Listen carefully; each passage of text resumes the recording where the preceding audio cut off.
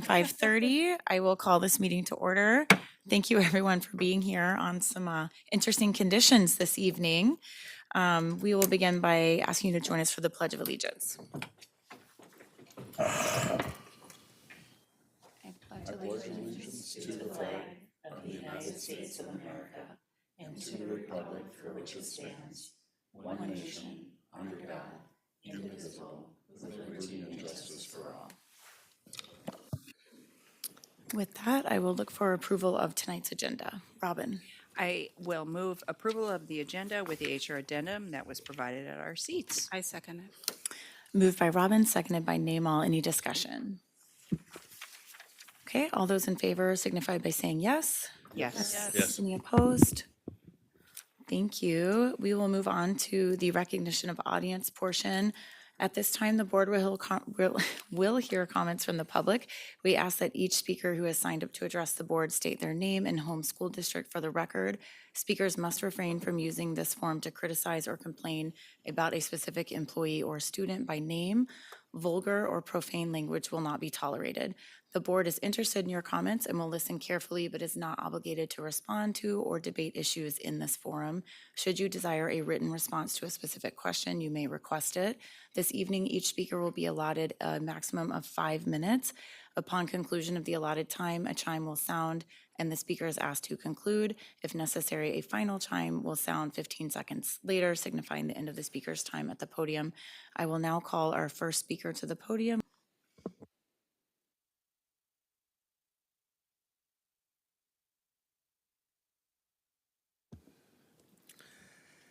Well, a festive good evening to you all. And before I forget, have a Merry Christmas, because this might get a little spicy. So I'd like to ask for a written response from the board as to, and I was at the governance meeting when we talked about, well, you talked about Memo 62. I would like to know why the board feels it is appropriate to say that we can't ask for written responses anymore. Simple as. But that's not in the meat and potatoes of what I'm going to discuss with you this evening. So in positions of power, such as school board, where you are elected, words need to be used very, very carefully. A phrase that really stuck out to me at the end of the last board meeting was, "We're just getting it right." And I have some examples that I'd like to know if that's really just getting it right. Was it the 4 predator teachers in 2022 alone? I mean, at least you don't have to have a special meeting about the last one because he resigned instead of having to be fired. Is it the sub 40% proficiency metrics for most of the grade levels in reading and math? Was it the overly paranoid COVID policy that hindered most of the students' abilities to be proficient? Is getting it right doing all of the work in the committee meetings and then putting it in the consent agenda, where you just say, yep, consent agenda, boom, done, and nobody talks about any of the other things.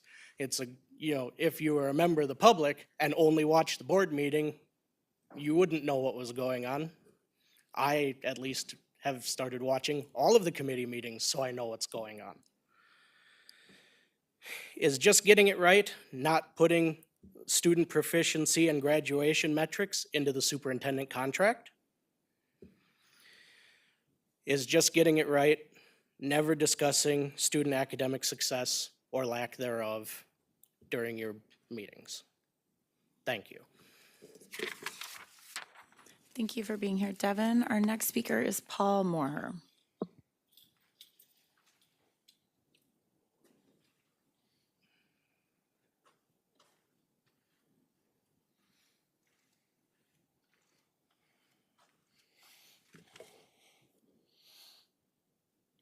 Hi, I'm Paul Moore. I live in North Fargo. I did have I came up with a different question suddenly. All of it, kind of what we were talking in the back here is it's about the meetings and the committee meetings. And when you go to the website and you go down and say submit for the meetings and links, and I understand there's a committee meeting coming up, but when I put in for year 2022, month 12, all meetings, the only one that comes up is this one. So if there's another one this month, it's not coming up on the links. So when Devin says, hey, the public's not watching, maybe it's because we don't know they're coming. I guess I wasn't quite as informed as Devin maybe about the why. My topic is on the GP2E changes. Why is that line? Citizens may request a response to specific written response to specific questions is being removed. My question is why? I'm going to guess that it was originally put into the document because people weren't getting responses from the board. Otherwise, I can't understand why it would be there the way it was written otherwise. Other things that are in the document. Schools belong to the citizens of the district, and their involvement in major decisions affecting the district is proper and can be valuable form of assistance to the board. Proper and valuable. The Board of Education shall welcome the advice and counsel of citizen planning. So we're here. Just a little point. It says if we want to write to the board, we should do it at the 415 North 4th Street, Fargo, in that same document. And then further on the document, it says to write to here. So it should be one or the other. But should that correction be put in before it gets approved? Citizens who wish to address the board may do so regardless of whether or not a topic is brought up, which is cool. But this one is on the agenda, and I wanted to review it because I found it appropriate because it's getting responses. People may not understand. So I'm going to make a suggestion about the quote-unquote written responses. First, they don't need to be written. I got this letter, from being here last time, a little form letter, and truly, I'm guessing this is not the intent of what was in that document. Basically, the intent being, so along the lines of, some of the things may take some time to consider. There are 155 policies listed on the webpage. Most of us citizens probably don't understand what the 155 policies are about. So we may come here because this is the place we know to ask the question. Okay, because go ask the school board. Okay, and I guess I can ask the question and not expect you to necessarily be able to answer it right away, which is why the written response thing comes in. So we make a response, and then you could say something like, okay, Mr. Moore, we've truly looked at your question. We've discovered that it's part of this policy, and I just picked one at random, AP 4275. And then after you review that, if you still have further questions, feel free to respond to us. Come back to a board meeting or send an email, send us, or this person would be the most valuable in order for you to make, your further requests. But for most of us, coming to a school board meeting is pretty much all we're going to know. And so then when you look at, so I'm going to just strike the line that says, I don't have to respond to you.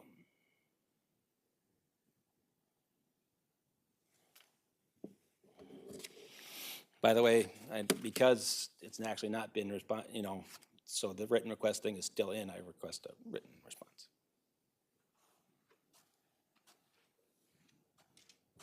Thank you for that. Okay, we'll move on to our staff reports. First up this evening is FEA report. I see Kim Rieger here. Welcome.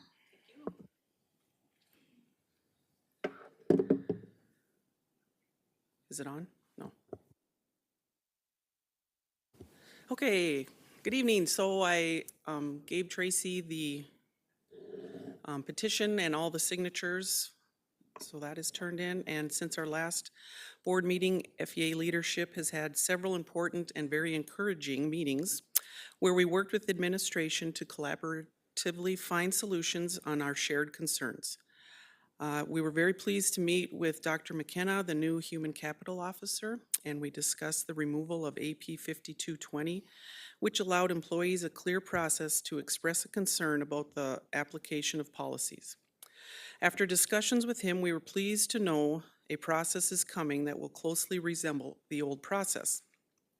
We look forward to the reinstatement of a clearly defined procedure to process employee concerns regarding these policies. We were also grateful to sit face-to-face with Dr. Gandhi and Tara and to discuss what had been a misinterpretation of handbook and contract language regarding leave bank use for staff members suffering from an injury resulting in student behavior.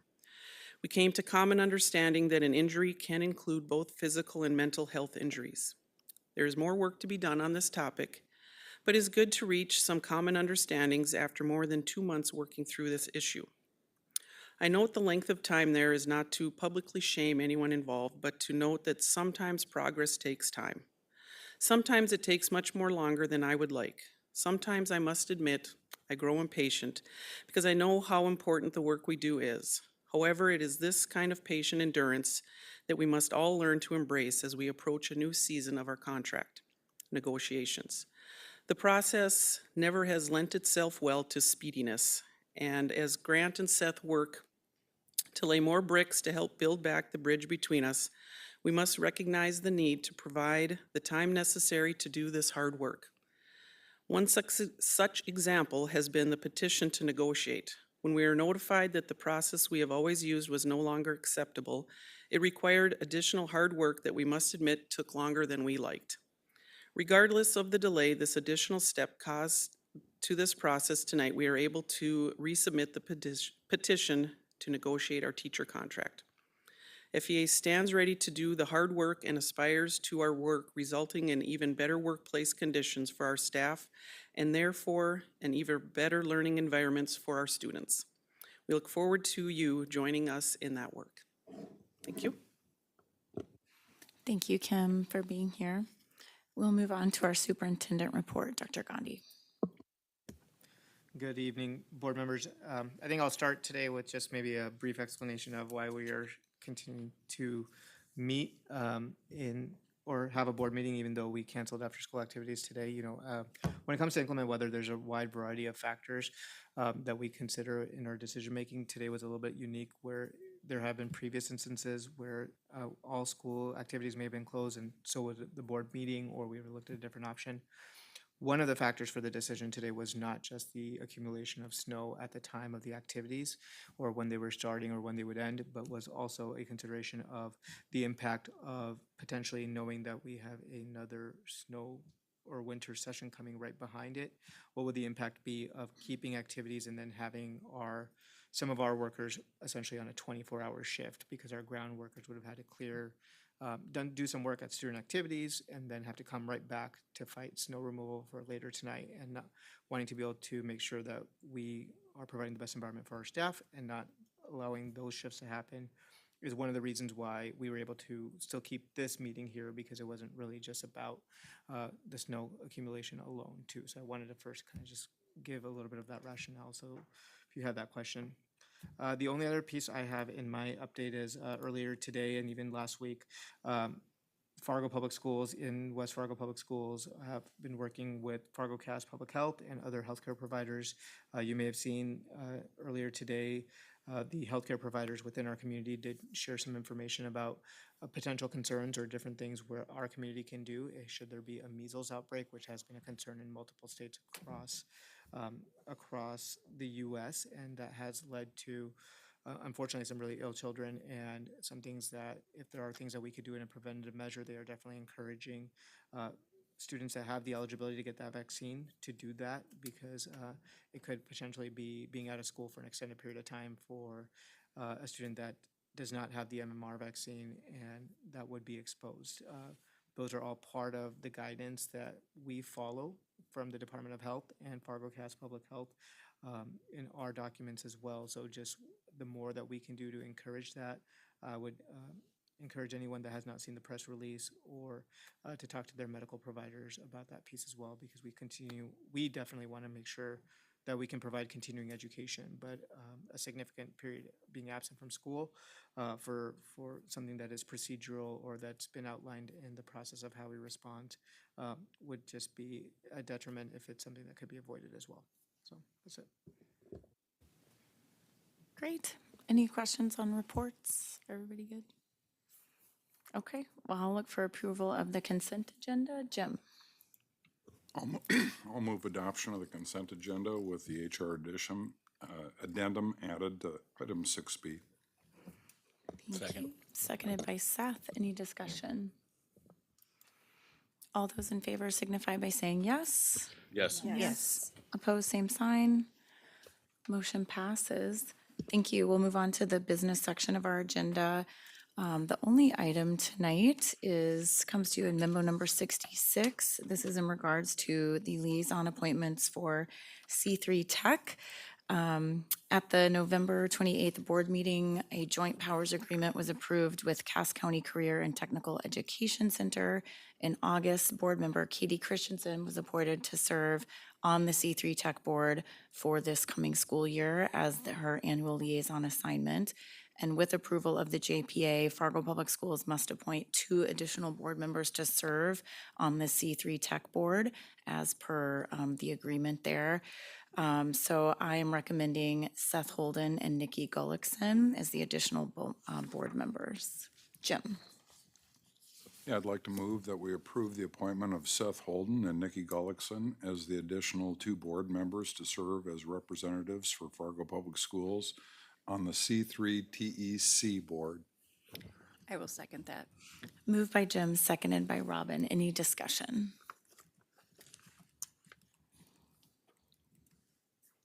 Okay.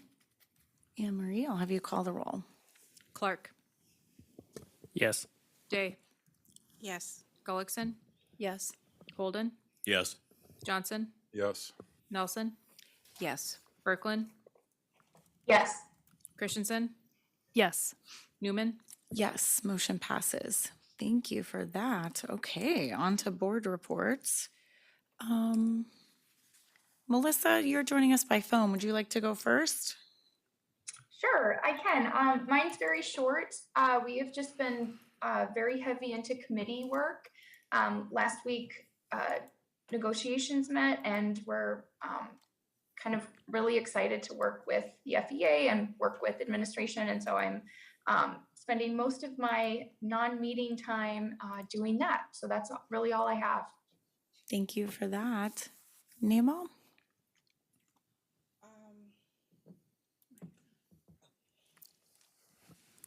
I was able to do the work that I usually do, to go to ILC to volunteer there, and then also too I was able to do the circle with the student. It's like about like 10 other student with restorative justice Kaylee, and we're able to have like 10 students that we sit in a circle and we're able to talk about, like helping them how to come up with agenda or ideas for a way for them not to skip classes and in the future. And then also too, I was able to attend other board meetings that we usually have here. And then this coming Friday, I would be able to attend the Board of Health. There are more, but that's okay. Thank you. Excellent, thank you. Seth? On the first, we had a negotiations committee meeting, and I had later on that afternoon a Native American Commission meeting. On the 8th, we also had another negotiations meeting, and I want to just echo Melissa's sentiment about looking forward to doing the work and looking forward to negotiating with the FEA. I also handed in today submitted my board column on negotiations, and I want to let you know, Kim, that I used the brick and the bridge quote, but I can't take credit for that, and neither can you, because we got that from Grant. So I made sure in the column that I gave Grant credit for that one. And then yesterday I spent some time at Ben Franklin and visited with Kirsten Hansen, and had a really good visit at the school. So I hope everybody has a wonderful Christmas while we're gone and New Year's. So thanks. Thanks, Seth. Robin?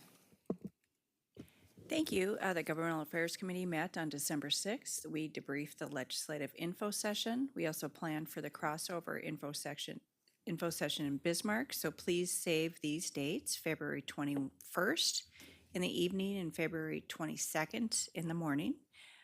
We will have a meeting with our legislators there.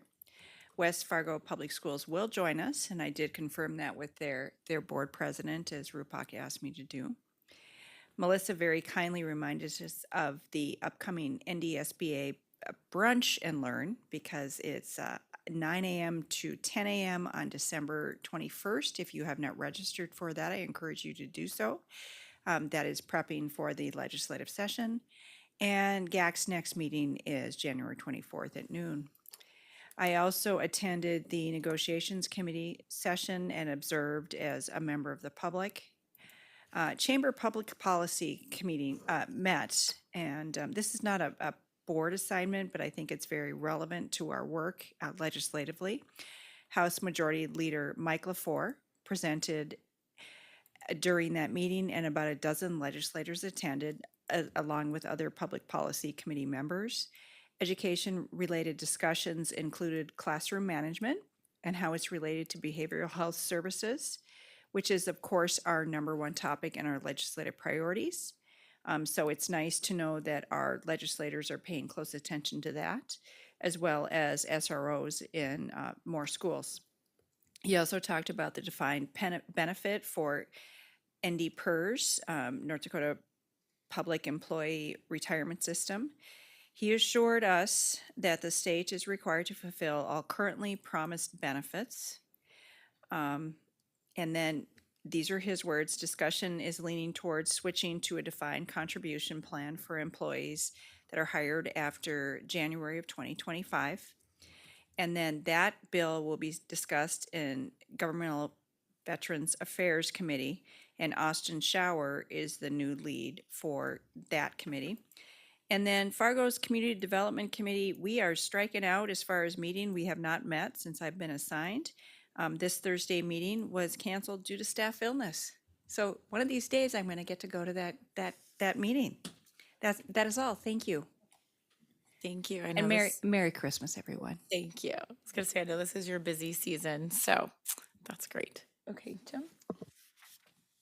Thank you. I too was at a couple of negotiation meetings. I did have an opportunity to meet with our staff over at Prairie St. John's, hear about their program and concerns.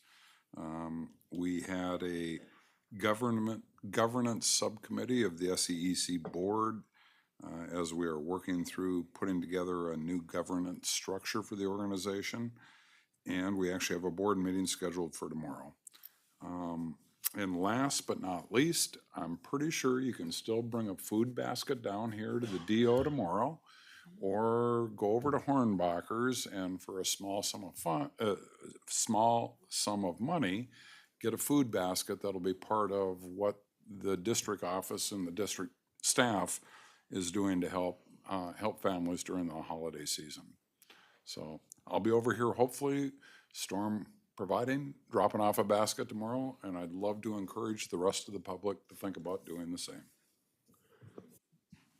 Thank you for that reminder. Nikki? Thank you. December 1st and 8th, I was at the negotiations committee meetings with others here. December 5th, I attended PTA at the Eagles and was able to meet several of the families and some of the kids, so that was awesome. December 6th, I attended Eggs and Issues. The topic was innovative in education, building tomorrow's workforce, and it talked about CTE, talked about our adult education program, and it talked about the coordination within the community with various employers and the like. It was very informative and really enjoyed that. December 7th, I attended the Bennett staff meeting. I've been spending a fair amount of time at Bennett. I think last time I reported on a couple of events. This time I actually got to meet with staff. And December 9th, we had the CEA meeting. And Robin, I am signed up already for December 21st. So thank you. Excellent, thank you. Greg?